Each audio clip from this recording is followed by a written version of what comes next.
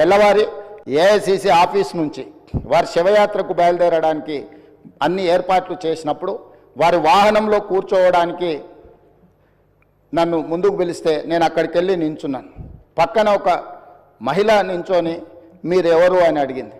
నేను వారిని ఎవరో సహజంగా అక్కడికి వచ్చిన వారికి నివాళులు అర్పించడానికి వచ్చిన వాళ్ళు ఎవరో అనుకొని చాలా క్యాజువల్గా మాట్లాడాను అధ్యక్ష. కాసేపు అయినాక మాట్లాడితే వారు మన్మోహన్ సింగ్ గారి రెండవ కుమార్తె.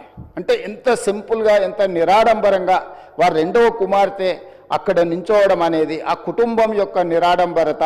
అంటే ఒక ప్రధానమంత్రిగా 10 సంవత్సరాలు, ఆర్బీఐ గవర్నర్గా, ఆర్థిక మంత్రిగా వివిధ హోదాలలో ఈ దేశానికి సేవలు అందించిన మన్మోహన్ సింగ్ గారి కుటుంబము అంత నిరాడంబరత ప్రదర్శించి అంత సామాన్యులు అక్కడికి వచ్చిన వారి అభిమానులు వారి శ్రేయోభిలాషుల మధ్యలో నించొని వారి నివాళులు అర్పించే కార్యక్రమంలో పాల్గొన్నారంటే వారు ఒక గొప్ప విలువలతో వాళ్ళ పిల్లలని వాళ్ళ కుటుంబాన్ని ముందుకు నడిపించిండు.